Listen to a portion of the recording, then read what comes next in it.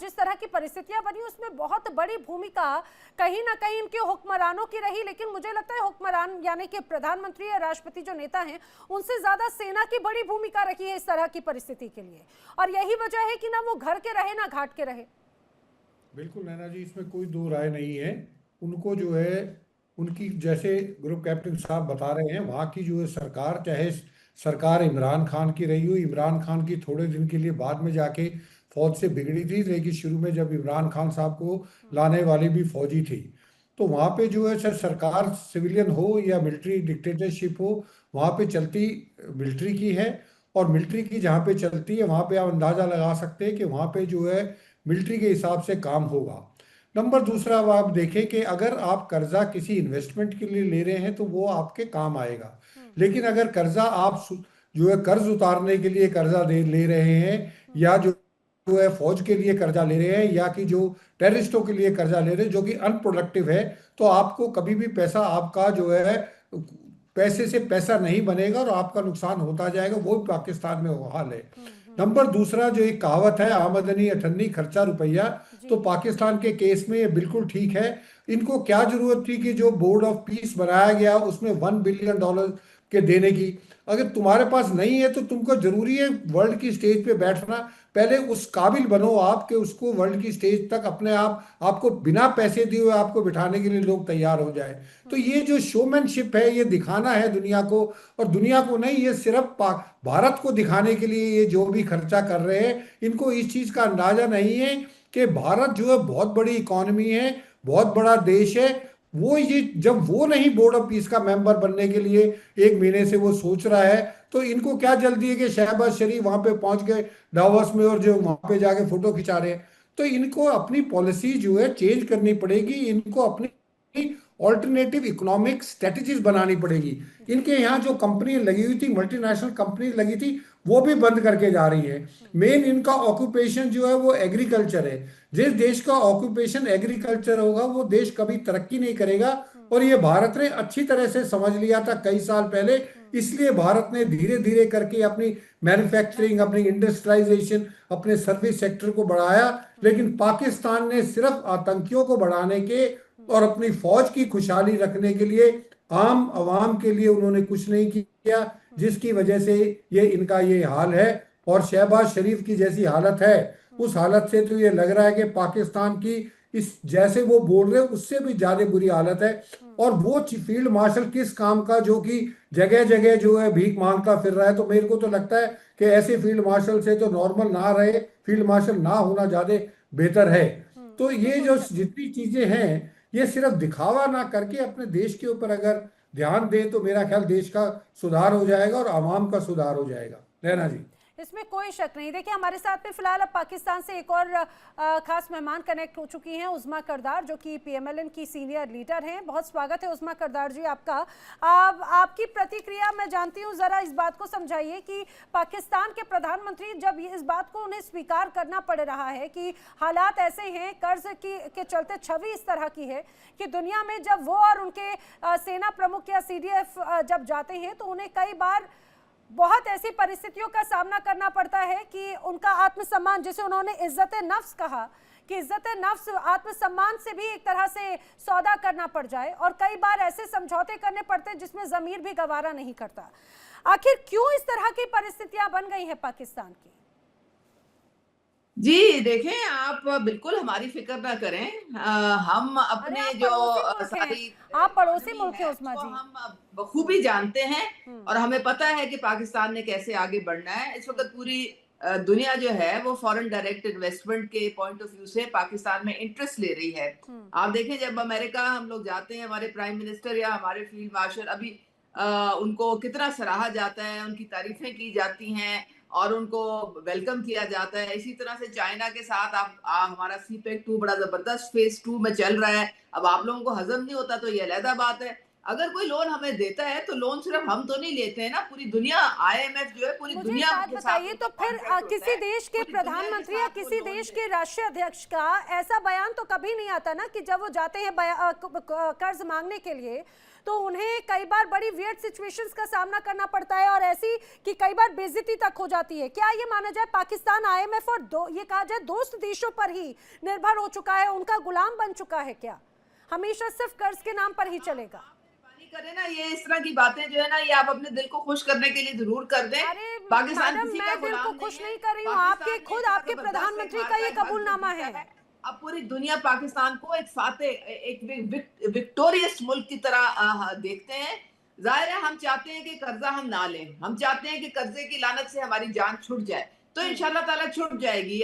2017 में तकरीबन हमने आईएमएफ के लोन्स को राइट ऑफ कर दिया था, लेकिन फिर वो जरूरत बिल्कुल, पड़ी खुदा मुल्क को करे तो ऐसा हमने ही हो। ले लिए।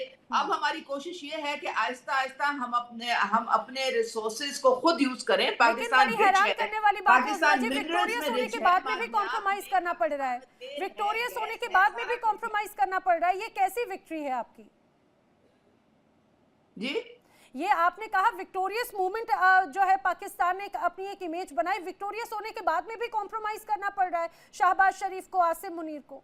नहीं, हमें कोई कॉम्प्रोमाइज करना नहीं पड़ रहा। अब आपको पता चल जाएगा, हमारे बहुत जबरदस्त डील्स हो रही हैं और बहुत ममालिक हमारी तरफ देख रहे हैं, हमसे बहुत कुछ वो इंपोर्ट करने के लिए तैयार बैठे हैं। तो आप देखेंगे कि अभी हमारी चलिए, टेक ये ऑफ तो कर मैं चुकी है ठीक है। इकोनॉमी, और आपको हैरत होगी कि किस तरह से हमारे JF-17 जो है उनकी जबरदस्त मैं मार्केट है पूरी ठीक है, दुनिया में। बहुत और अच्छी बात खाली है, कर वही बहुत हमारी अच्छी बात है। अभी आप ही जो की है हमारे एक मिनिस्ट्री की एक इतने रिपोर्ट आई इतने जिसमें इतना खुद ये इतना बताया गया पसंद कि किया जा पाकिस्तान में हर पैदा होने वाला बच्चा 3 करोड़ 33 लाख से ज्यादा का कर्ज लेकर पैदा होता है। लेकिन संजीत सिरोही जी, मुझे एक बात बताइए, यहाँ पर उस्मा जी के इस बयान को लेकर क्या माना जाए? कौन झूठ बोल रहा है? क्या प्रधानमंत्री शहबाज शरीफ झूठ बोल रहे हैं कि भाई विक्ट्री पाने के बाद में भी उन्हें कॉम्प्रोमाइज करना पड़ता है, या उस्मा करदार जी की इस बात पे भरोसा किया जाए? देखिए जी, उस्मा जी जो कह रही हैं ये इनका अपना जो है पर्सपेक्टिव है, इनका अपना नजरिया है, ये जो कुछ सोचती हैं ये सोच सकती है। लेकिन जो एक देश का प्रधानमंत्री अपने बिजनेस लीडर्स के सामने, अपने बिजनेसमैन के सामने अपना रोना रो रहा है तो हम तो उसको मानेंगे, क्योंकि प्राइम मिनिस्टर की क्रेडिबिलिटी ज़्यादा है। और ये मेरा ख्याल उस्मा करदार जी हैं, ये भी मेरा ख्याल उसी पार्टी से रखती है जिस पार्टी से जो है शहबाज शरीफ है। तो बिल्कुल अगर सरकार शहबाज है। शरीफ ये कह रहे हैं को, और दूसरी चीज ये है कि ये मैं इनसे ये जानना चाहता हूँ, आप क्या एक्सपोर्ट करेंगे? आपके पास क्या है एक्सपोर्ट करने के सिवाय गधों को जो कि आप चाइना को देते हो? J-17 की जो आप बात कर रहे हो, J-17 आप कर्जे का पैसा उतारने के लिए सऊदी अरेबिया से आपने $2 बिलियन ले रखे हैं। उसके लिए जो अब उस कर्जा आपसे उतर नहीं रहा तो आपने कहा ठीक है जी, हम आपको J-17 दे देंगे। आपका और कोई देश नहीं है दुनिया में जो आपसे J-17 खरीद रहा हो। आप कोशिश कर रहे हैं बेचने की कि भाई हम इसको बेच दें, आप उसके हमारे अलावा पास बताइए। 60% यूथ है 60% जो हमारे जीडीपी ग्रोथ का हिस्सा बन रहा है। उनको हम बहुत अपॉर्चुनिटीज और स्टार्टअप्स और लोन्स वगैरह दे रहे हैं। आपके जो यूथ हमारा हैं, आपके एग्रीकल्चर जो जो है वो यूथ हैं फ्लरिश वो कर रहा है। सऊदी अरेबिया से, हमारी मिडिल हमारी ईस्ट जो कंट्री एग्रीकल्चर से बेस है वो उनको स्ट्रांग जो हो है रही है। वापस आप फिक्र डिपोर्ट ना करें किया हमारी जाता है, इकोनॉमी की। क्योंकि वहां पे और वो जो भिखारी के रूप में भीख मांगते हैं। इसलिए दुबई से, सऊदी अरेबिया आ, से आ, आपको कुछ सिटीजन वहां पर जाते हैं। आप अगर हमें समझते हैं कि हम कुछ नहीं है, तो फिर आपने इतनी बड़ी शिकस्त क्यों, उस शिकस्त का सामना क्यों किया? वही तो अगर कह रहा हमारे हूँ पास कुछ नहीं है उस्मा तो जी, फिर आपको तो ये शिकस्त आपके पास तो सबसे ज्यादा बेहतर ये होना चाहिए था शिकस्त सिस्टम, ये सोफिस्टिकेटेड शिकस्त वेपन्स होने चाहिए आपके जो थे, है दिमाग की सोफिस्टिकेटेड शिकस्त है। आपके एक्चुअल राफेल रखे हकीकत हुए थे। में कोई तो शिकस्त आपके नहीं तो हुई है। सारे जो है तबाह हो गए। आप तो किसी को मुंह दिखाने के काबिल नहीं रहे। हमने मुंह दिखा हमने जो भी हमारे रिसोर्सेज हैं, जो भी हमारे पास क्या इस रिसोर्सेज है? वक्त वही तो मैं पूछ रहा हूँ हथियार उस्मा है, जी, हमारी अपने अफवाज रिसोर्सेज तो इतनी बताइए यार। बेहतरीन है, आपके पास हमारे क्या रिसोर्सेज पायलट्स, है? हमारे जहाज जो अपने हमारा इंडिजिनस बने हुए वो इतने जबरदस्त हैं कि वो बिजनेस नहीं आपको है मुंह वो दिखाने की उस्मा जी, जरूरत वो नहीं है। चाइना के साथ बने हुए हैं। आप तो अपना मुंह काला करके गए हैं वहां पे 10 मई को। तो इसलिए अब आप कहानियां ना उज़्मा सुने करदार या जी, हमें कहानियां उज़्मा ना करदार सुनाएं जी, क्या? देखिए किसका मुंह काला हुआ 78 सालों में, या फिर ये कहा जाए ऑपरेशन सिंदूर के वक्त भी। तो ये ना आप कहें ना मैं कहूं तो ज्यादा बेहतर है, क्योंकि सैटेलाइट तस्वीरें चीख चीख कर ये बात बोलती रही हैं। वेल, मेरे साथ में wing commander, retired wing commander Ashish Sahay भी कनेक्ट हो चुके हैं बतौर रक्षा विशेषज्ञ। सर, आपका भी बहुत स्वागत है। मैं आपका रुख करूं, लेकिन एक सवाल मेरे मन में आ रहा है तैयब बलोच के लिए। तैयब बलोच, आपने शुरुआती वक्त में जरूर इस बात को स्वीकार किया कि हाँ, मौजूदा स्थिति बड़ी चिंताजनक है। मैं जानती हूँ आप बड़ी बेबाकी से, बड़ी साफगोई से अपनी बात को रखते हैं, लेकिन आप ही के देश की, आप ही के सरकार की नेता उज़्मा करदार जी को भी तो वो रिपोर्ट दिखाइए जरा। वो क्यों अभी भी आंखें मूंदे बैठी हुई हैं कि क्यों अभी भी स्थिति इस तरह की है? और किसी देश के प्रधानमंत्री का कबूलनामा अगर इस रूप में आए तो कितना ज्यादा शर्मनाक हो जाता ही है। देखिए नैना जी, जो शहबाज शरीफ ने कहा वो तो एक सच है, कड़वा सच आप कहे जैसा भी कहे, उससे इनकार नहीं है। और इससे भी इनकार नहीं है कि पाकिस्तान जो है वो IMF से जो है वो लोन के जरिए चल रहा है। इससे भी इनकार नहीं है कि हमारे जो दोस्त ममालिक है, चाहे वो चीन हो, चाहे वो सऊदी अरब हो, वो उन्होंने उनकी जानिब से हमें कुछ जो है वो पैसा या कुछ इमदाद हमें मिली हुई है कि जो कि फ्रीजिंग अकाउंट्स में है कि हम उनको यूज नहीं कर सकते, लेकिन वो हमारी GDP में या हमारे उसमें जो है वो अपना एक रोल प्ले कर रही है। लेकिन इसके साथ साथ सबसे अहम बात ये है कि कोई भी मुल्क जो है वो उस वक्त तक तरक्की नहीं कर सकता जब तक वो अपनी मईशत को फर्स्ट प्रेफरेंस पे नहीं रखता, जब तक वो है वो ऐसे प्रोजेक्ट, ऐसे मंसूबे लॉन्च नहीं करता। अनफॉर्चुनेटली हम जब दुनिया का कंपैरिजन करते हैं तो हमें वो ममालिक ज्यादा खुशहाल नजर आते हैं जिनका एक्सपोर्ट ज्यादा होता है और इंपोर्ट कम से कम होता है।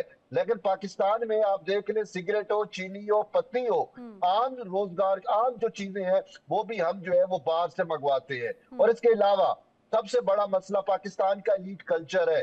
वो जो है वो ब्रांडेड चीजें लेने के लिए बाहर से चीजें मंगवाते हैं, अपनी इंडिजियस या लोकल जो मेड चीजें हैं उनको जो है वो प्रेफरेंस नहीं देते। तो ये वो मामलात है जो पाकिस्तानी मईशत पर जो है वो नेगेटिव इम्पैक्ट जो है वो छोड़ रही है। लेकिन इससे बढ़ के मेरी मौजूदा हुकूमत हो या कोई भी हुकूमत हो, उससे ये गिला रहा है कि भाई आप जब तक IMF से को खैर बात करके अपने तौर के ऊपर अपनी मईशत को बेहतर नहीं बनाओगे, उस वक्त तक जो है वो आप मुल्क को तरक्की की राह पे गामजन नहीं कर सकते। चाहे आप कितनी बड़ी माइट जरूर हो, लेकिन मईशत जरूरी है। उज़्मा जी, आपका फोन जी, मुझे समझ नहीं आती कि आप लोगों को और कोई काम नहीं है इसके अलावा कि आप पाकिस्तान के जो इंटरनल अफेयर्स हैं, इकोनॉमी हमारी इंटरनल अफेयर है, आपका क्या ताल्लुक वास्ता है उसके साथ? अगर हम उज़्मा जी की आवाज वो उन्होंने अगर हमें दिया है, इसका मतलब है कि वो भी कॉन्फिडेंट हैं कि उनको लोन जो है जब हमारा एक मुद्दत खत्म हो जाएगी तो हम वापस कर देंगे और हमें इंशाल्लाह ताला मेरे ख्याल में 1-2 साल में टोटली हम इस लोन को मतलब इसको हम खत्म कर देंगे, इसको हम रिटर्न कर देंगे। तो आपको क्या प्रॉब्लम है? करेंगे ये भी तो जरा बताइए। आपकी सुनिए आपके देश में, पाकिस्तान में जब एक तरफ 78 साल हो चुके हैं आपको अपने देश को स्थापित किए हुए, भले ही वो डगमगाता हुआ स्थापित हुआ, लेकिन अभी भी 78 साल से ज्यादा का वक्त हो चुका है। आप अभी तक अगर आप बात करें कि कर्ज लौटाने की, अरे भाई हिंदुस्तान का भी कर्ज है आपके ऊपर, वो तो लौटाने का जरा सोचिए, वो आप कभी लौटाने का सोचेंगे नहीं। संतोष कुमार जी कुछ कहना चाह रहे हैं, फिर मैं आशीष जी का रुख कर रही हूँ। संतोष जी। उज़्मा साहिबा ने जो बात कही है कि हम लोग क्यों इतनी ज्यादा चिंता करते हैं, पाकिस्तान दुनिया में मुंह दिखाने के काबिल नहीं रहे, पाकिस्तान आपके पैसे का फायदा क्या हुआ? आपने इतने बड़े राफेल खरीद लिए, वो सारे हमने मार गिराए। अरे उज़्मा जी बात सुनिए, सारी बातें ना पूरी धरी की धरी रह जाती हैं, धराशायी हो जाती हैं। आपके खुद प्रधानमंत्री ने कहा है कि भाई जिस तरह से ये पूरा me along with field marshal Asim Munir went to many friendly countries to beg for money, और ये सारी स्थिति धराशायी हो जाती है। आप भले कितने तर्क दे दें, उससे बिल्कुल ही स्पष्ट हो जाता है आपकी सोल्जर डिप्लोमेसी और डिग्निटी कॉम्प्रोमाइज किस तरह से आपके देश के प्रधानमंत्री को और आपके सेना अध्यक्ष को करना पड़ा है। संतोष जी। जी देखिए, पाकिस्तान हमसाया मुल्क है और हम लोग वहाँ के आम के लिए फिक्रमंद हैं और होने भी चाहिए। आखिरकार पाकिस्तान के साथ हम 3000 किलोमीटर से ज्यादा बाउंड्री शेयर करते हैं, लेकिन वहाँ के जो हुक्मरान हैं प्रॉब्लम वो क्रिएट करते हैं, वो ही सबसे बड़े अपनी आवाम के दुश्मन हैं। उनकी उनकी जो कारगुजारियां हैं, वो जो काम करते हैं, वो आवाम को ही सबसे ज्यादा नुकसान पहुंचा रही हैं।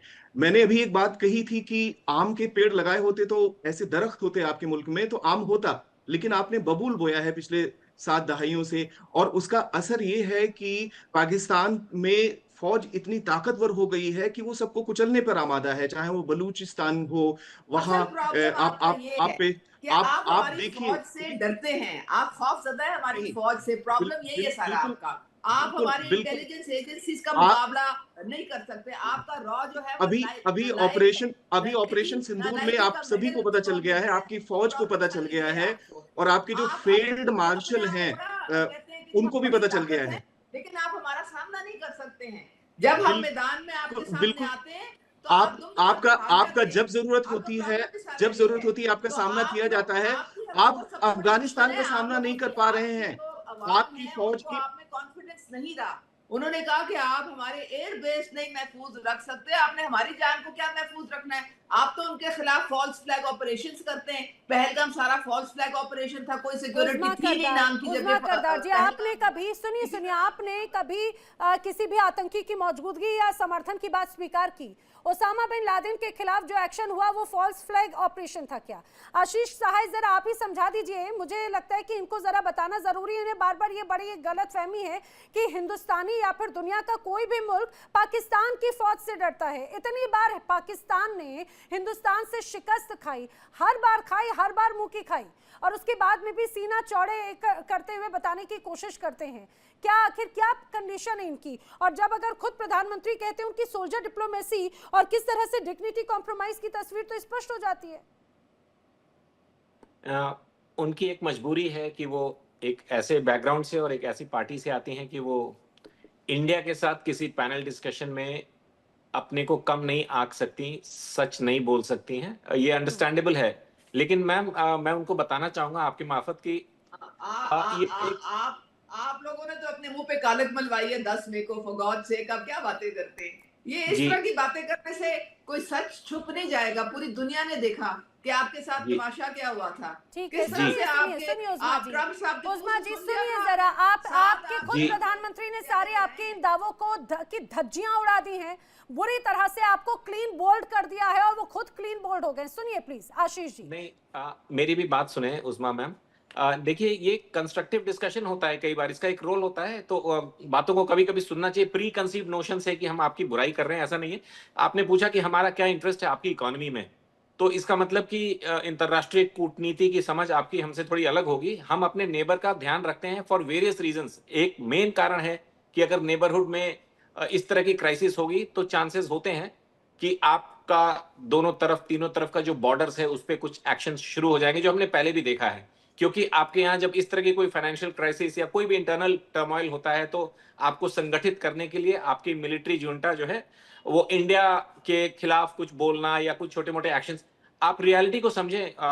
डिजिटल डिटेल्स, एआई के डिटेल्स और आपके मीडिया और हमारी मीडिया के डिफरेंसेस हमेशा रहेंगे, लेकिन करगिल से लेके अभी तक कोई भी सेना जब रिट्रीट करती है उसको डिफीट माना जाता है। तो कारगिल में आप अंदर तक आ गए थे, उसमें भी पहले आपने एक स्टेप लिया कि नहीं नहीं हमारी फौज नहीं है, ये तो अल्ट्राज हैं। फिर एक मुझे याद है एक टाइगर हिल पे एक मेजर साहब आपके शहीद हुए थे, तो आपने कुछ समय तक उनको रिकॉग्नाइज ही नहीं किया कि नहीं जी हमारा नहीं है। फिर डिप्लोमेटिक लेवल पे बातें हुई कि नहीं मिलिट्री ऑफिसर है, इसको डिग्निफाइड तरीके से आप, तो फिर आपने वहां से वापस ले लिया। फिर आप सारे हमारे हायर पॉइंट से रिट्रीट किए, regular army and the ultras जिनको आप सपोर्ट कर रहे थे। सिमिलरली आप अपना अगर मैम उस्मा मैम, आप तो जानकार हैं, आपका बजट का कैपिटल आउटले देखिए कितनी ट्रेजेडी है। आप दोनों तरफ से फंसे हुए हैं। एक तरफ पैसे नहीं है, इंटरनेशनल फोरम पे आप ये कह रहे हैं कि आपके पास पैसों की कमी है, जो कि ये फैक्ट है, और दूसरी तरफ आपका अपना बजट आउटले आप पूरा खर्च नहीं कर पाते। तो किस तरह का एडमिनिस्ट्रेशन है, आप किस तरह से अपने देश को चला रहे हैं? इतनी गरीबी, इंफ्रास्ट्रक्चर काफी पीछे है जितना मुझे जानकारी है।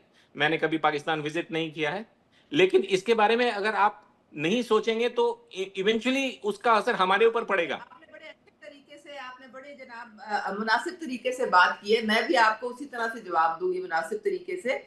देखिए, आप शुरू से 75 साल हो गए आप लोगों को साजिशें कर रहे हैं। आप एडवेंचरिज्म आप पाकिस्तान के खिलाफ करते हैं। आप पाकिस्तान ये जब भी कोई जंग होती है, आप 1971 के देख लें, आपने 2.5 लाख फौज मुफ्ती बानी के साथ दी, वहां साजिश की। अब बांग्लादेश के लोगों ने आपको उठा के बाहर फेंक दिया है, तो आपकी कोई साजिश जो है वो सारी उल्टी पड़ जाती है। ये 10 मई को जो ये 7 मई को हुआ था, ये भी आपने अटैक किया था हमारे पे, हमने नहीं किया था। हमारी तरफ से कोई खतरा नहीं, हम एक पीस लविंग नेशन है, हम एक न्यूक्लियर कंट्री हैं और बड़ी जिम्मेदार न्यूक्लियर कंट्री हैं। हम रीजन में पीस चाहते हैं, लेकिन आपका एडवेंचरिज्म खत्म नहीं होता। आप फॉल्स फ्लैग करते हैं अपने मुल्क में और उसका आशीष जी, मलबा किस जो है तरह वो का पाकिस्तान पे डाल पीस देते हैं। लविंग नेशन है आप पाकिस्तान, जरा ये भी बताइएगा आशीष और जी। उसका मलबा जो है वो पाकिस्तान पे डाल देते पिछले हैं। प्रॉब्लम ये है ना आप लोगों की, पिछले आप 3 दशकों में एक एग्जाम्पल उस्मा करदार अगर दे पाए, हाथ में है, आप बात कोई- सुने। अरे उस्मा जी जरा सुन लीजिए ना, पिछले 3 दशकों के कुछ एग्जाम्पल दे दीजिए। पहले बात सुन लीजिए आशीष जी की, फिर मैं यूके देवनाथ जी और सिरोही जी का रुख कर रही हूँ जी। पिछले वो रुकने को तैयार नहीं है, उनका ऑडियो शायद आपने रोका हुआ है, तो मेरी बात नहीं सुन पाएंगी। लेकिन आपके दर्शकों के लिए हमने as a nation, as a national policy कभी भी किसी सोवरेन नेशन को इन्वेड नहीं किया है। अगर ये 71 की भी वॉर की बात कर रही हैं, तो उसमें ईस्टर्न पाकिस्तान के जो हालात थे, उसमें किसी भी नेशन को अगर वो आपका नेबर बुलाता है हेल्प के लिए, आजादी के लिए, तो उसमें इंटरवीन करना जरूरी होता है। और इसी वजह से उस दरमियान हमारे ऊपर, उसके तुरंत बाद हमने जो शिमला समझौता किया था, हमने एक बड़े दिल का दिखाते हुए इनके सारे 90,000 प्लस लोगों को वापस कर दिया था। 13,000 किलोमीटर की जमीन इनको वापस दे दी थी हमने JNK सेक्टर में। ये क्या बातें करते हैं? किसी भी तरफ से हमने आज तक पाकिस्तान को इंट्रूड नहीं किया है, जब तक कि हमें रिटेलिएशन की जरूरत नहीं पड़ी है। चाहे वो पठानकोट हो, चाहे वो अभी जो ऑपरेशन सिंदूर है, हमने हमेशा रिटेलिएट किया है। जबकि इन्होंने अपने टर्मोइल्स को खत्म करने के लिए इंडिया को डिस्टर्ब करने की एक पॉलिसी बना रखी है, और उसमें ये सारे अपने फंड्स को, अपनी इकोनॉमी को, अपने बजट को मिसमैनेज करते हैं। और सबसे महत्वपूर्ण बात है आशीष जी, अभी भी उस्मा जी उस चीज को सुनना नहीं चाहती। उस्मा जी, सत्य बड़ा कड़वा होता है, लेकिन सुनिए, लेकिन कभी कभी उस सत्य के उस कड़वे घूंट को पीना होगा। आपके खुद के पत्रकार ने आपको आईना दिखाया है, ताया बलोच ने खुद आईना दिखाया, और वो खुद मानते हैं कि किस तरह की परिस्थितियां यहाँ के हुक्मरानों की वजह से है। लेकिन अगर मैं समझौते की बात करूं, यूके देवनाथ जी जरा ये बताइए, आखिर किस तरह के समझौतों का जिक्र कर रहे थे शहबाज शरीफ? वो क्या बताना चाह रहे हैं, किस तरह के समझौते? क्योंकि चाहे बात सीपैक की बात हो, या फिर सऊदी अरब से किसी तरह के कर्ज की सपोर्ट की बात हो, अमेरिका के सपोर्ट की बात हो, एक बड़े समझौते हुए हैं। आखिर किस तरह से अपना ईमान बेच दिया